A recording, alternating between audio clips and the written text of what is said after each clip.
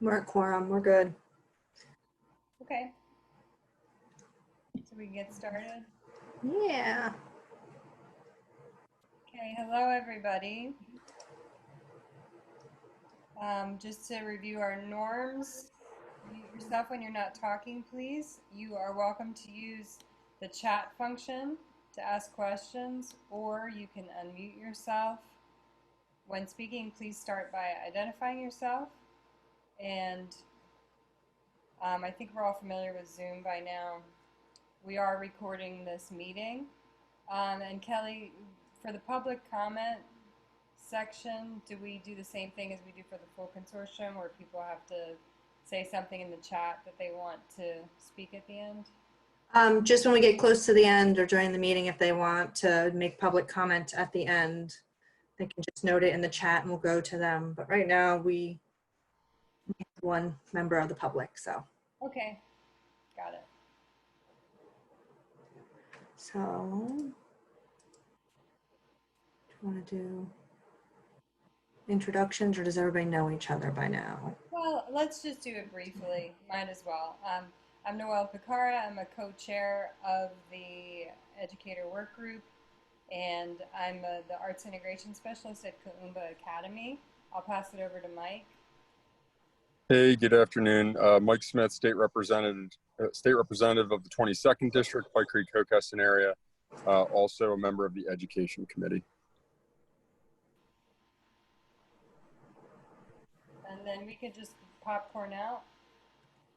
Who's that? So I'm Kelly Sheritz. I'm at the Institute for Public Administration, and I support the Reading Consortium and this work group. Secretary Bunting, sorry. I'm Susan Bunting. I'm the Secretary of Education. Good evening, Jim Simmons. I'm the Chief Equity Officer for the Department of Education. Hi everyone, I'm Shelley Rouser, and I am the Department Chairperson for Education at Delaware State University. And I'll popcorn over to Maureen. Hi everyone, I'm Maureen McGurk. I'm an elementary teacher at Lombardi Elementary in the Brandywine School District.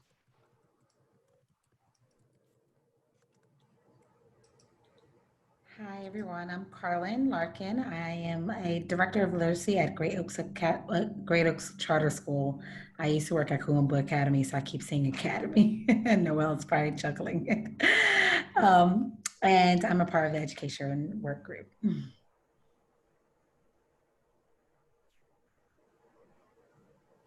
Hi everyone, my name is Danielle Woods. I am a student advisor for Richardson Park Elementary School within the Red Clay School District, and I am a part of the Educator Work Group.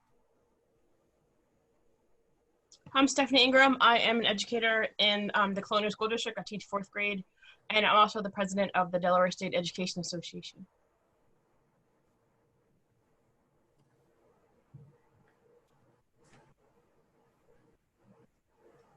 Fran, you're muted.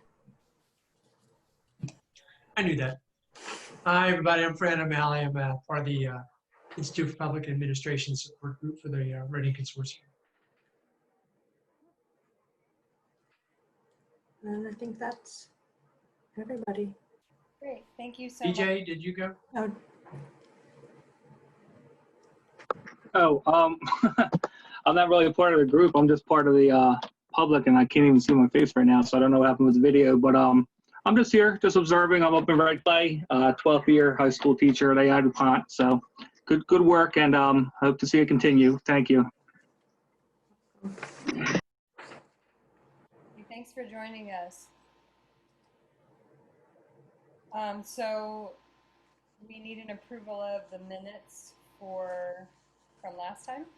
From the last meeting, yep. Just need somebody to motion. And Kelly, did you email those out? I did email them out. I can share them if needed. I make a motion we approve the minutes with necessary corrections.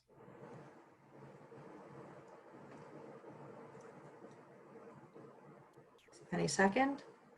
Sure, Stephanie Ingram, I'll second. I guess we can just do a voice vote. That's what we did at the last. All in favor? Oh, I like the thumbs up, Jim. Aye. So this is my first official meeting with the Educator Work Group. Do I get to vote on this portion?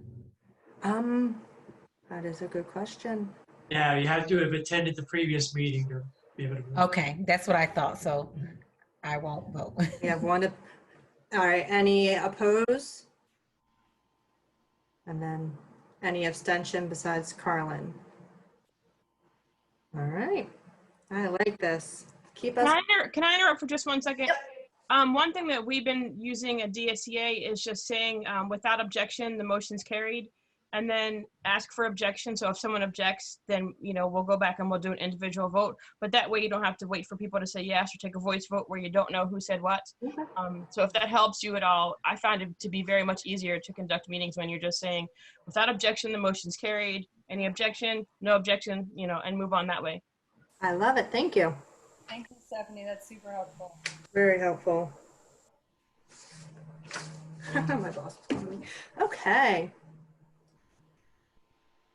So, do you want to go ahead? Yeah, just to review the charge, and I'm kind of taking the lead today because Mike is on the road dealing with some storm emergencies that are still getting cleaned up in his district. So this group was tasked with reviewing local data along with best practice research to create recommendations for the recruitment, retention, and equitable allocation of diverse, high-quality educators in the city of Wilmington. And this is the part that we're focused on for right now. We decided during this pandemic, since we were supposed to kind of wrap up in this legislative session, but we weren't able to, and it's pushed to next session, we're using this time to engage stakeholders, make any kind of fleshing out the recommendations that's needed, and some planning decisions. So just a review of our decision-making model. You've seen this many times, I think, and the part in red is where we are currently at. Any questions about the decision-making model and what we're doing right now?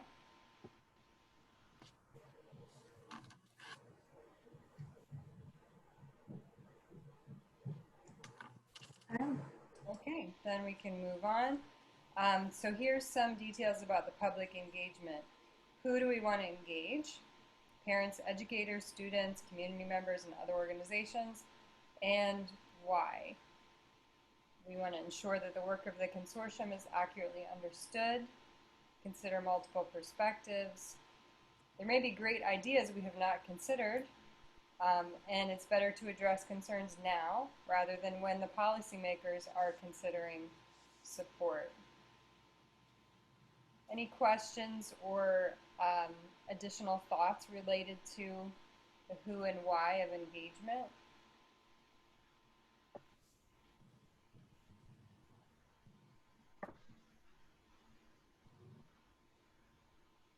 Okay, then we will move on.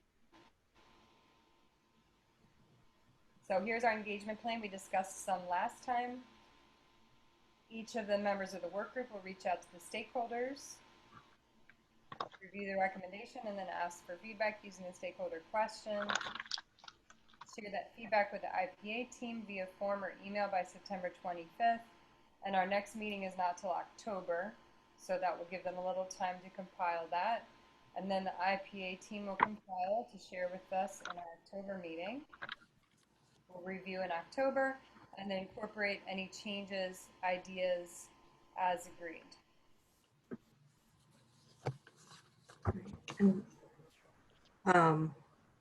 There was a list that we did. I'm just going to jump in real quick. There was a list that we created at the last meeting that I did share, asking people to possibly sign up or let me know if they wanted to reach out or work with the group. I haven't heard much, so I can reach out to each of you individually, or I can resend the link after the meeting to get some more feedback and get people jumping in and helping to engage the stakeholders.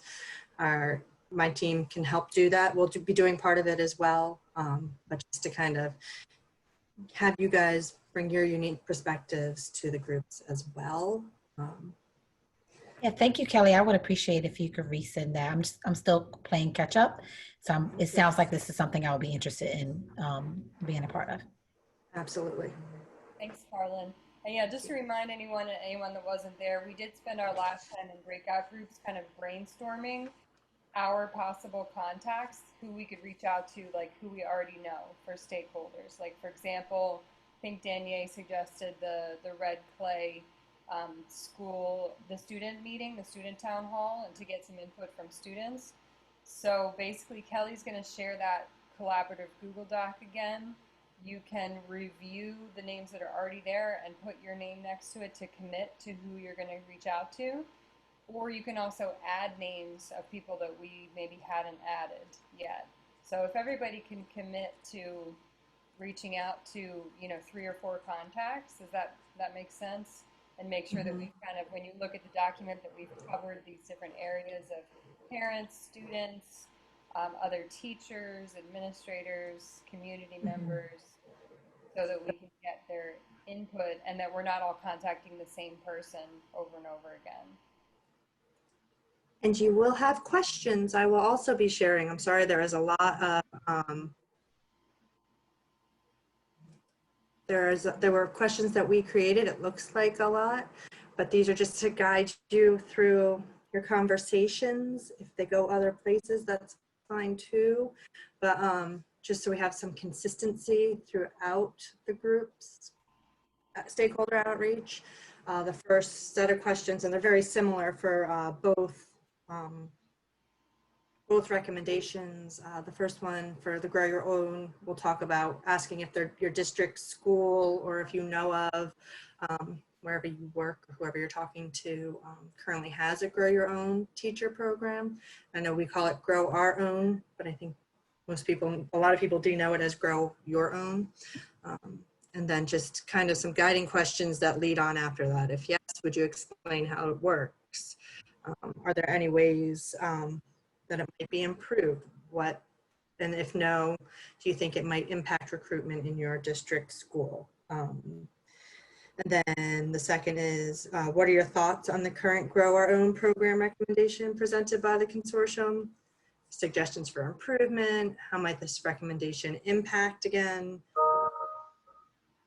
And then do you have any further comments, concerns, suggestions for the current recommendations created? And I also have put together a 1-page of here's the Grow Your Own and a 1-page of the other document of the other recommendation.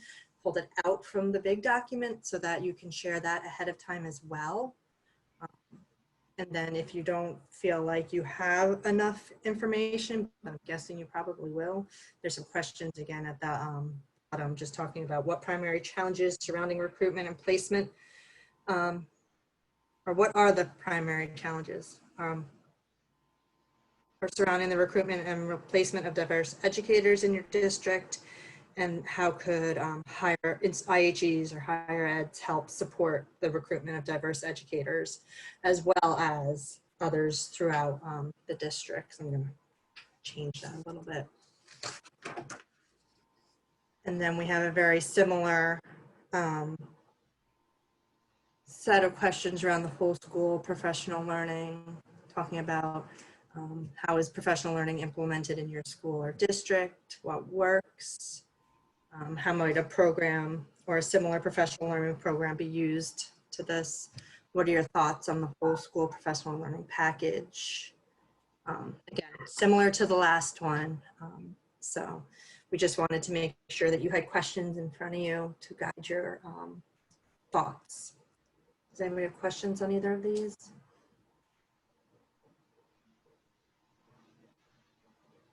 Kelly, you're sharing out something for them to deliver that information back to you, right? A document for them to fill out. I'm also wondering, is there a space for them to put any additional comments? Like, I'm thinking when they're talking to people, they might also have some other things they want to share that don't fit in these 2 boxes, but that might still be helpful to bring back to the group too. Absolutely. There will be other comments, feedback on there. So. But absolutely, yes. And are we just working on the list of contacts that is contacts that were provided, or is there a list that we could, I mean, can we continue to add on the list? You can continue to add on to the list because we generated that list of names together in the meeting. So if you Okay. continue to think about other contacts, go ahead and add them to the list. And either you take it as a person to contact, or put it in the list and someone else could contact that person as well. Okay, thank you. Jim asked the question, should we ask both sets of questions to the same set of stakeholders? If you are reaching out to the same set of stakeholders, I would, yes. But if you're just reaching out about the grow your own to one group, then just ask the grow your own, or vice versa with whole school.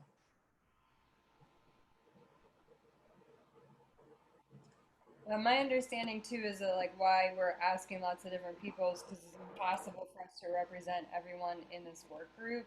So we want to get the perspectives of how this would affect like someone who's in school to become a teacher, someone who is, you know, already a veteran teacher, somebody who's a student, a parent of a student in public school, a parent of a student in a charter school, because we don't necessarily think about how that's going to affect everyone.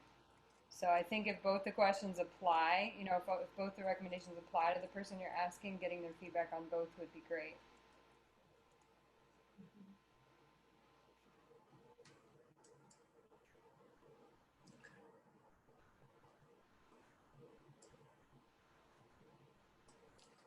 So if there's no more questions right now about the next steps, we will review those again at the end. But we do want to go over one item of business. When we presented the Grow Our Own initiative or the recommendation to the consortium in February, there was a part of it omitted. So we had short-term goals and long-term goals that we developed already last year. And the omission on the document was the short-term goals. So it's really just kind of an order of business. We had already talked about this, but we want to review with you what the short-term goals were, so that if everyone approves that we do still support this as our short-term goals, we have to bring it back to the consortium to get approval from the full consortium, just to correct that and make sure everything is consistent. So these were the short-term goals, and a little bit of the language has changed from the original just to make sure we included all of the people who might be eligible for this program. But this is based on some research we looked at, I think from San Francisco and Chicago. The work group recommends a program geared towards recruiting and supporting paraprofessionals, community members, parents, and others in the school. This will build on their experience and familiarity with school communities. They play a role in the classroom assisting teachers, supervising students, and offering administrative support. For example, Wilmington University currently has a program for paraprofessionals to earn a certification in special education.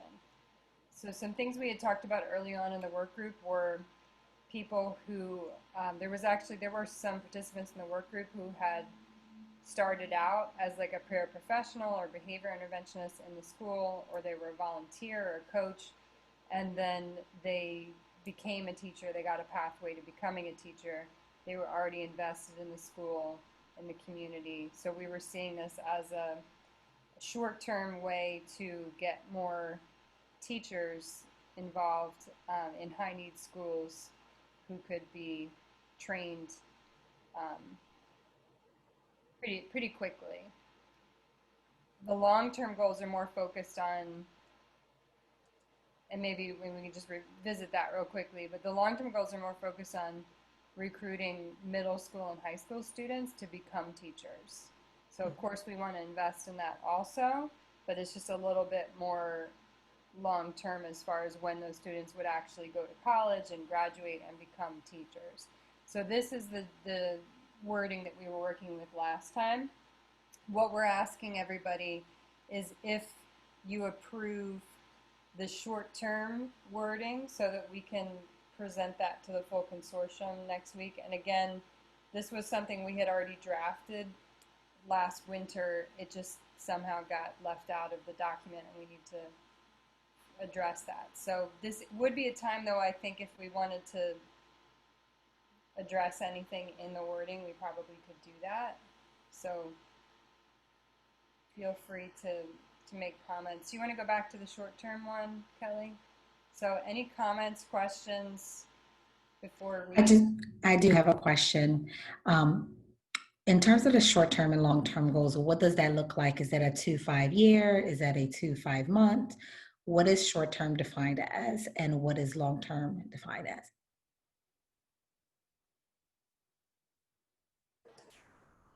Yeah, I would say this is a 2 to 5 year goal.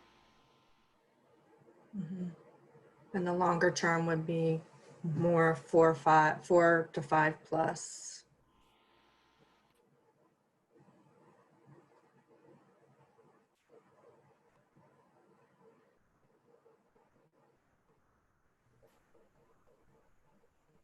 And the research that you use aligned that or suggested that, you know, becoming a paraprofessional is a segue for becoming a teaching professional?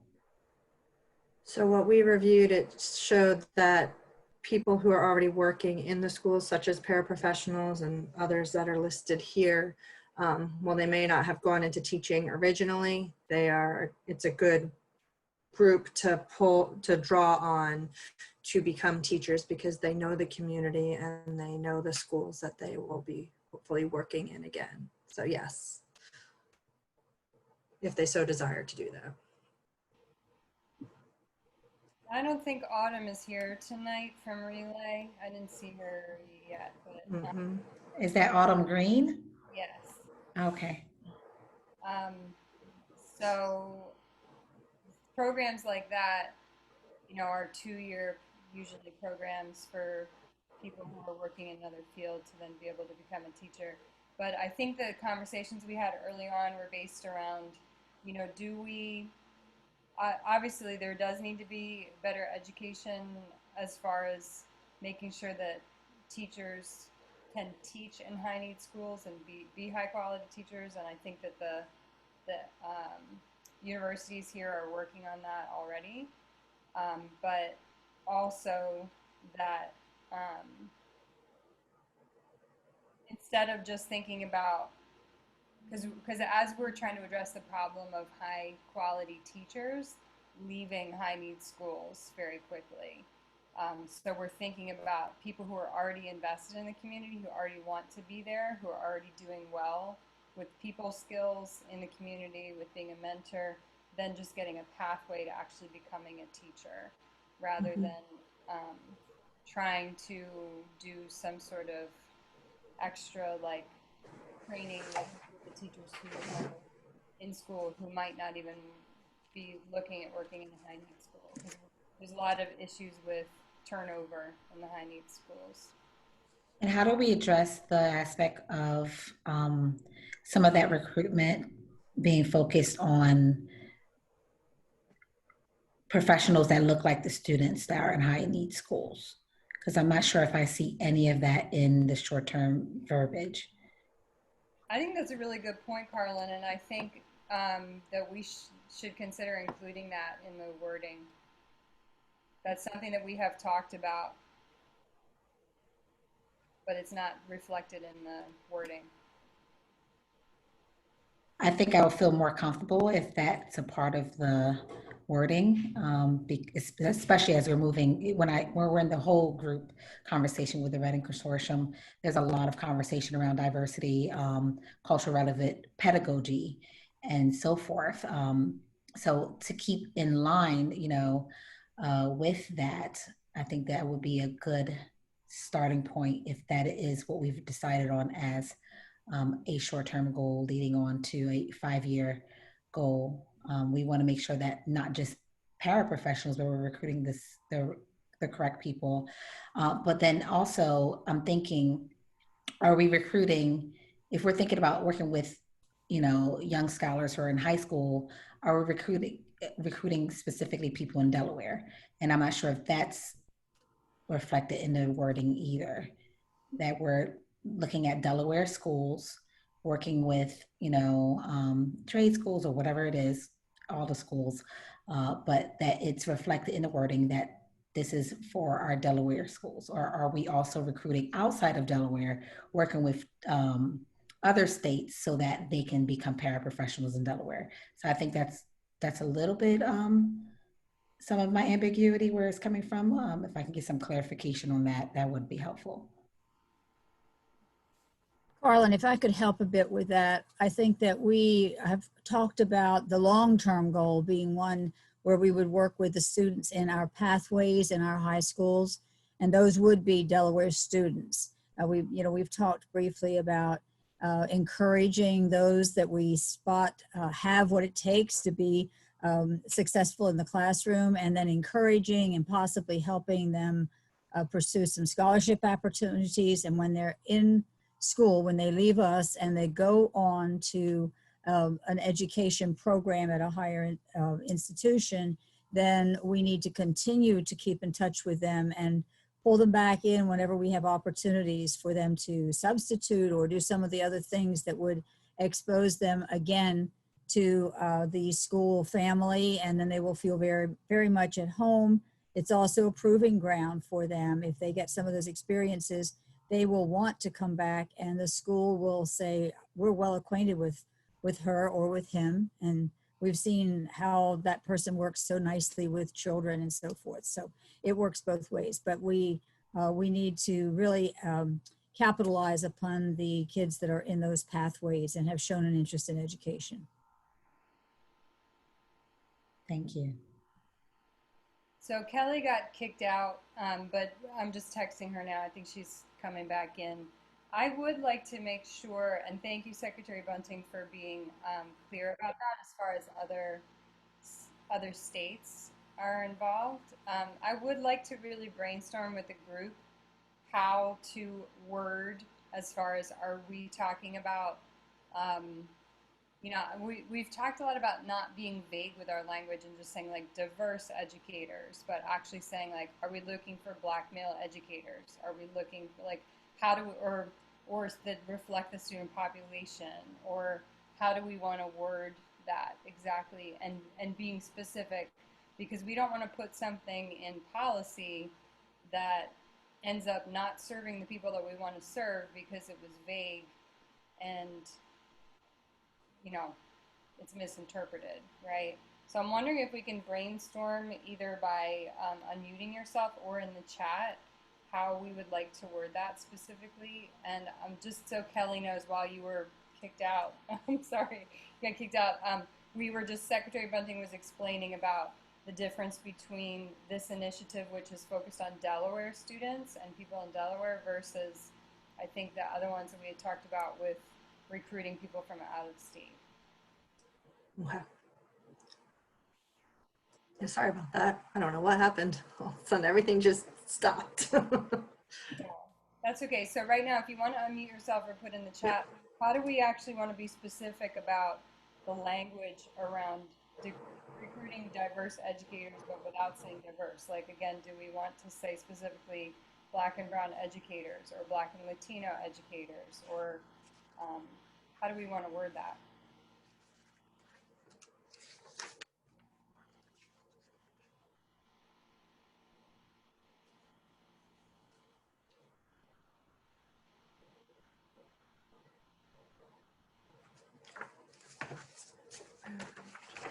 Recruiting. So, suggestion of using BIPOC. What does BIPOC stand for? Black, Indigenous, people of color. Thank you. And people of color is a pretty blanket term too, so we want to think about that as well.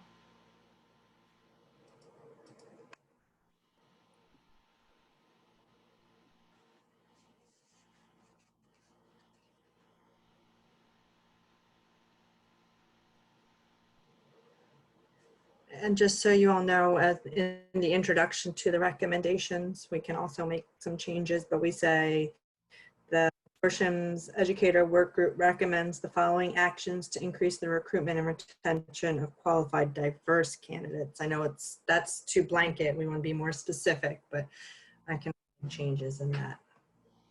Yeah, and Jim says recruit staff to match the demographics of buildings, but he likes BIPOC as well.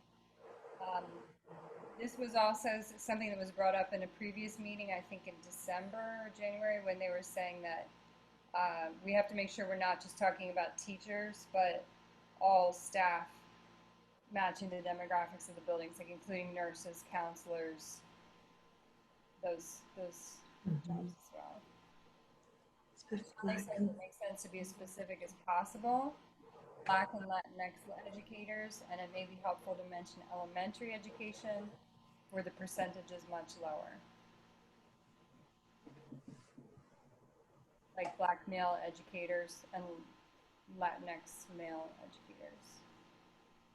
I agree that we need to be specific, and if we use BIPOC, I think we need to define it. I think we need to spell it out. Yeah, it's pretty new, I think. But yeah, we've had this discussion a bit before about when we're saying diverse, and sometimes if we say people of color, that could be a broad umbrella. And if we're talking about Black educators, we want to make sure we say that. So I just want to make sure that if we say people of color, that we're intentionally including all people of color. We're just saying what we mean, basically. So can we use the BIPOC and say, you know, reflecting the demographics of the school building and the school district, or the demographics of our student population? I don't want to leave anyone out by being too specific, because I do know the struggles that districts are having, and even universities are having, you know, attracting people of color to the education profession as a whole. So I want to make sure we're wide enough to casting a wide enough net to bring people of color to our schools. I think that makes sense. I'm wondering if we could combine that and say BIPOC and something also about matching the demographics of the building, because, you know, are any people of color going to be as effective in educating a school with 90% African American students? Not necessarily. All right. Fran has a good point too. Think about Jim's suggestions so that the terminology has long-lasting and broad application, allowing for changes in demographics.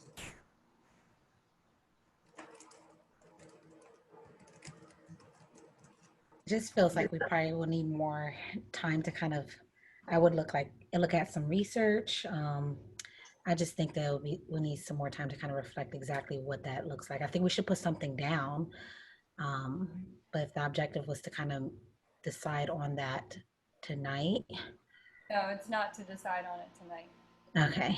Yeah, so what I wanted to do was brainstorm like a draft of it, Carlin, and then we're not gonna have to present it to the consortium, the full consortium, until what's the date for that we would do that? We'll have to do some part of a presentation in October, but the final vote is in December.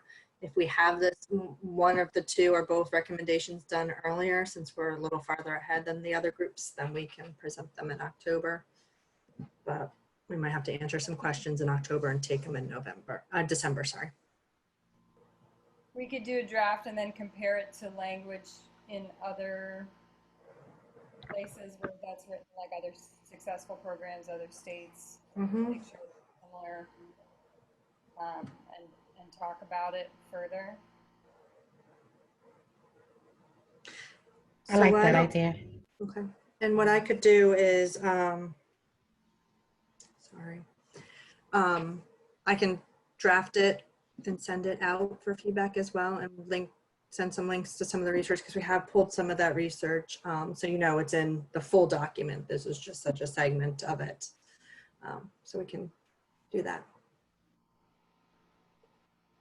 I really appreciate everyone's comments, because we've talked a lot about that we want to make sure we actually make changes and not just do something that looks like it's going to make a change but doesn't affect children. And we want to make sure that this is actually directed at the students that we're trying to serve and is not misapplied. So Are there any other comments? I really appreciate Carlin's specific focus on that wording as far as making sure that we're referring to exactly who we are recruiting BIPOC staff and faculty that's representative of the students.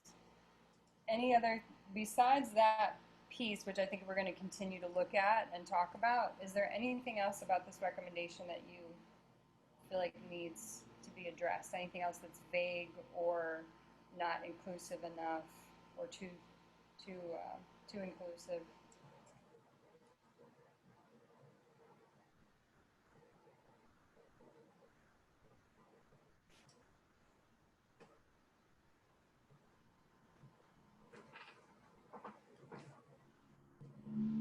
The only thing I would say is my connection okay? Because it's saying it's unstable. I don't know if you guys can hear me okay. You're good. You can? Okay. So the only thing I would say is that some of these strategies are only as reliable as the sources, as the pipeline is itself. So when we talk about programs about paraprofessionals to earn certification in special education, for example, that's only a strong strategy for us if our paraprofessionals population is representing the diversity that we're hoping to see come into the teacher workforce. So if paraprofessionals is less diverse a group than our teacher workforce is as a whole, then that strategy isn't going to do us much good.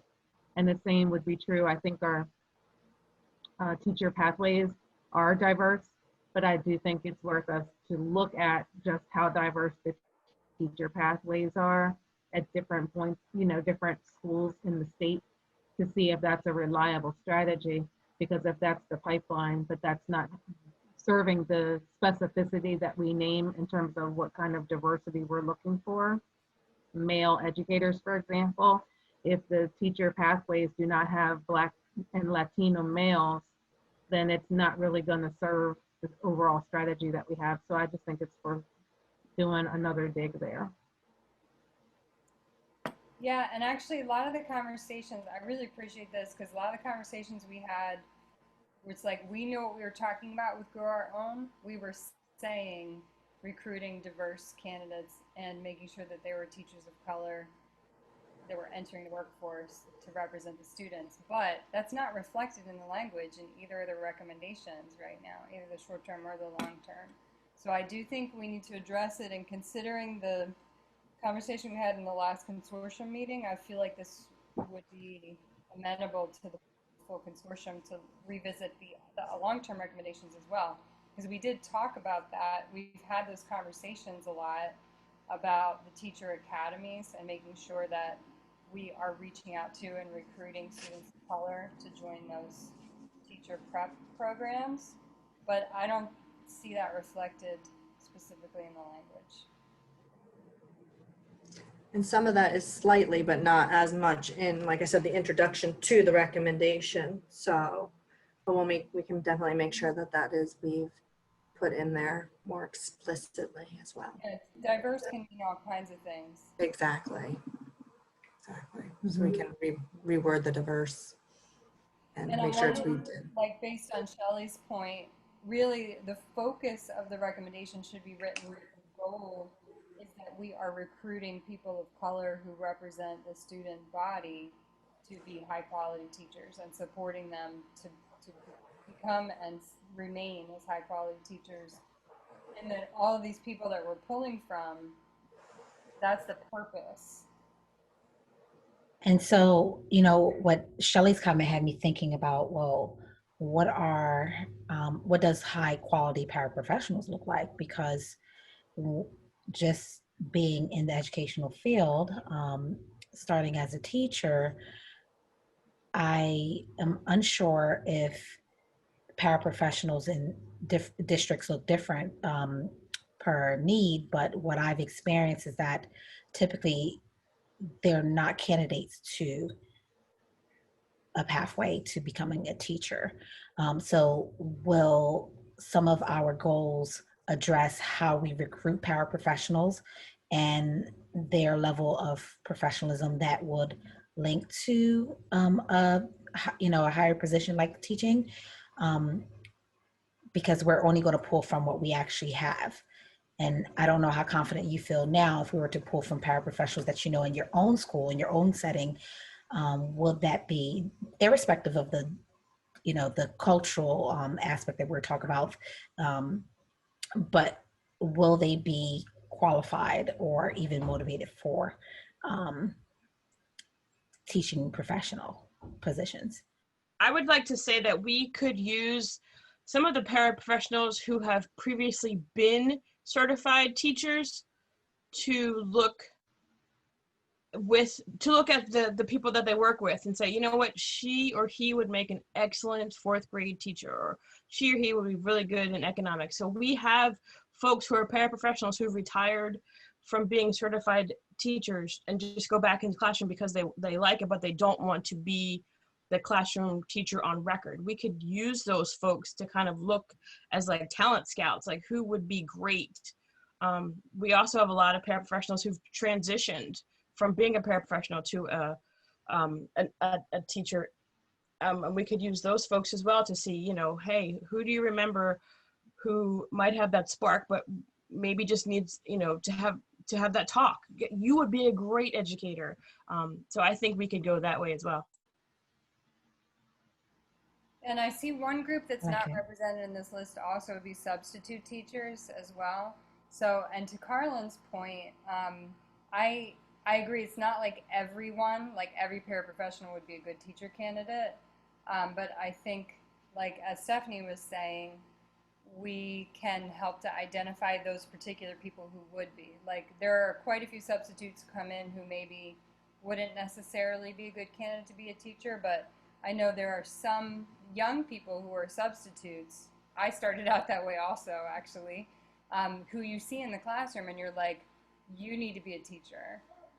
And just making sure that they have a pathway available to become a teacher if they're already working in the school and doing well with the students and they've been identified. So I don't think we're looking at like a large percentage of all of these people, like paras, behavior interventionists, substitutes, coaches, parents. I don't think we're looking at like all of those people, but we're looking to draw from that large pool of possible people to identify those few people. And I agree, do we need to put in the recommendation some language about how we would recruit those people, or does that go in the implementation plan? We go more into the implementation. Right. That's what I was gonna, yeah. And we Well- have had a discussion about what high quality means in the past. Sorry, Secretary Bunting. I was just to say earlier, someone mentioned about people who have been in the school know the school, but it works the other way as well.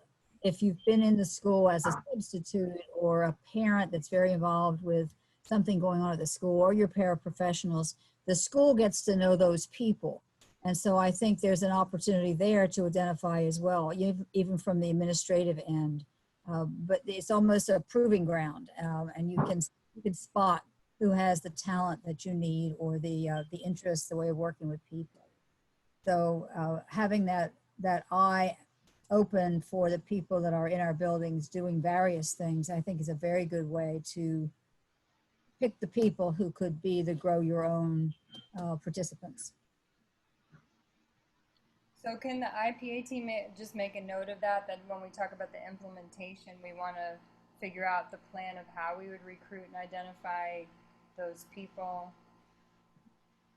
So we just have in the recommendation like the pool of people that we're looking at, and we need to make sure that the wording reflects that we are intentionally looking for candidates, BIPOC candidates who represent the student body. Got it. And also with the long-term recommendation as well, to make sure that that's the focus. Not just getting more students into the teacher academies, but students of color. Mm-hmm. And Absolutely. do we want to specifically say like Black male students, Latinx male students as well, because they're underrepresented? Okay.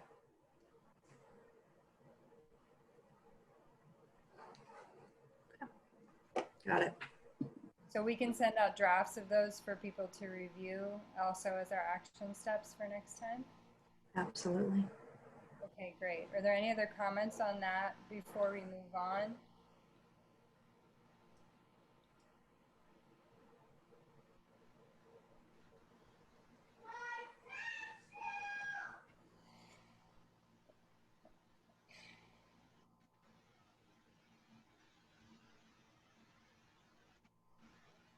Okay.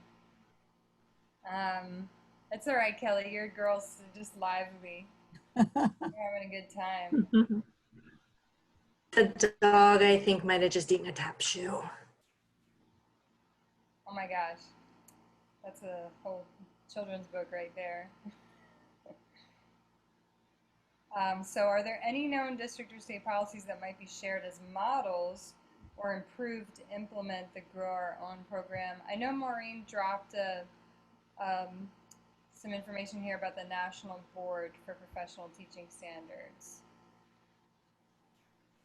That was just in reference to trying to recruit people, like to encourage people to go into a Grow Your Own program. I do know it was a long time ago, so I haven't been in contact with many people there, but the Los Angeles Unified School District definitely has a Grow Your Own program, because that is how I got into teaching way back when. So I could do a little bit of research on that if you'd like me to. That would be great if you already have information there and then could send it to Kelly. Sure. IPA team can review it. That would be great.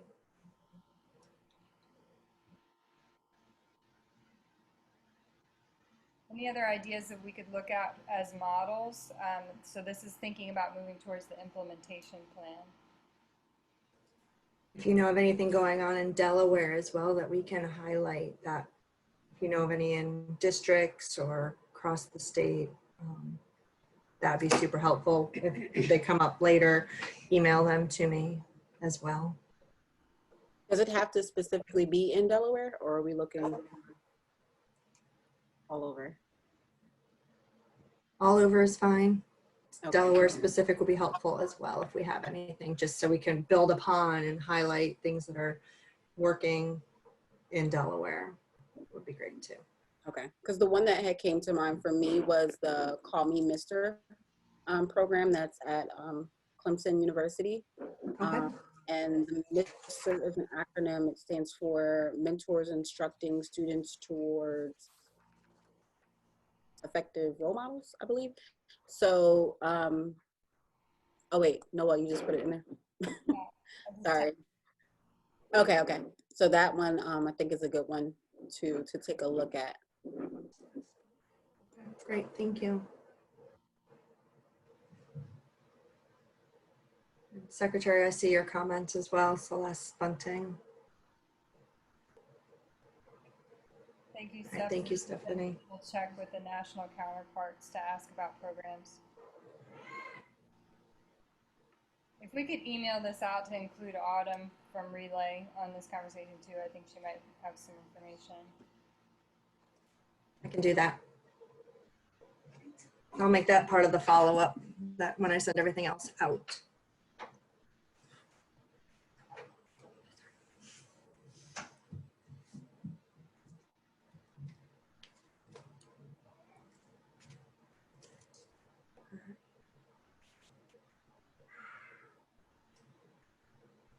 So I want to make sure that we're clear on our next steps, and then I think we should be wrapping up early tonight, because after this we'll just have public comment time.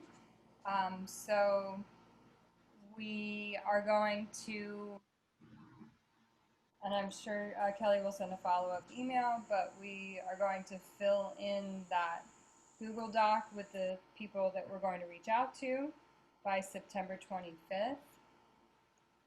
And we will use the questions and talking points to talk to them by September 25th and return that information to the IPA team.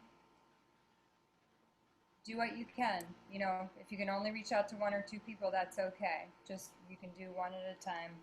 If Yep. you're able to talk to a whole group or something, that's fine. And then if you, go ahead, Kelly. I was gonna say, and if you don't necessarily feel comfortable reaching out to a group, but have a group that you work with that you think we should reach out to, let me know, myself, Fran know, when we can figure out the best way to engage them as well. So, but Yeah, that sounds good. And then, so we'll have our next meetings October 6th and November 12th. In between meetings, just watch for those emails with the action items. We don't want to do a meeting in September because a lot of us are very busy with back to school. So instead of having everybody here again, we want to try to give you time flexibly to do these things on your own. And yeah, we really appreciate your time tonight.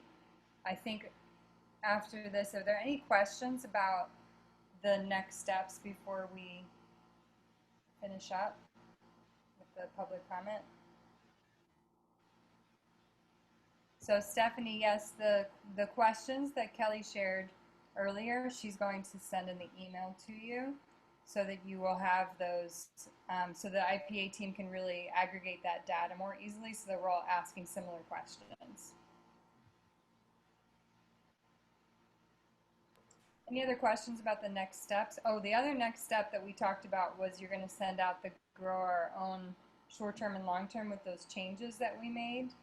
Yep. As a draft Yep. for people to review, so that if you want to add something, you have further thoughts, that we can refine that in our October 6th meeting as well.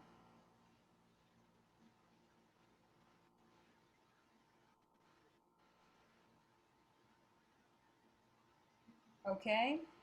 Now we have a section for public comment. If there's any members of the public here who wanted to make Oh, well, I guess I'm not a member of the public. I'm not sure, but since I am, maybe I should just, I just wanted to say two things. One, do we have a little bit of a change from the original meeting at Del Tech for the better? Because didn't the wording for the programs originally say within the city, and now it looks like it's branched out to all schools? Is that what I got? I think I missed a few meetings in between.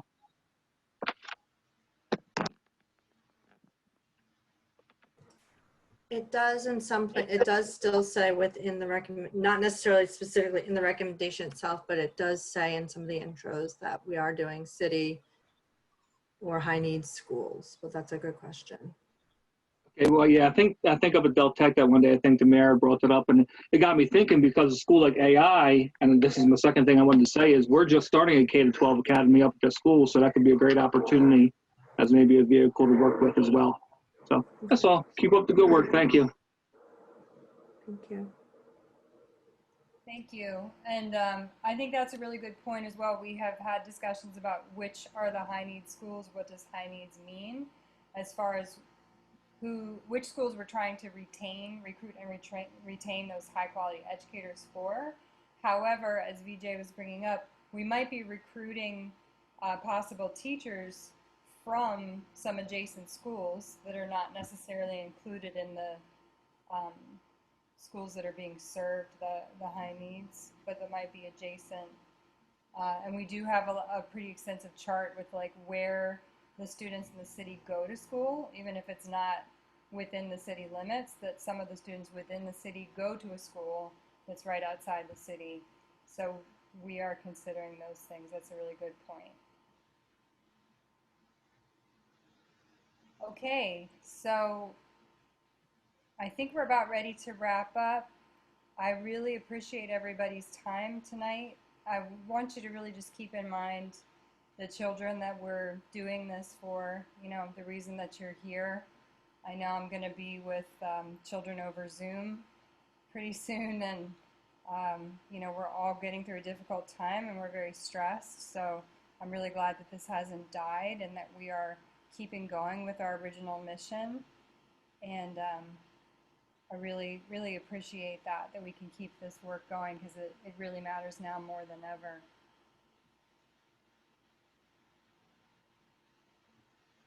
Good. So unless there's anything else on your hearts and minds, do we have to say something in the meeting where we wrap up? I'm still getting used to that. Like a motion to adjourn the meeting or something. You can do that again without objection. Okay, so without objection, that was the wording used, Stephanie. Without objection, we move to adjourn. The meeting is adjourned. The meeting is adjourned. Objection, I'm joking. Thank you so much. Thank you, everyone. Thank you so Yeah, much, everybody. everybody. Take care, everybody. Good night, everybody. Thank you.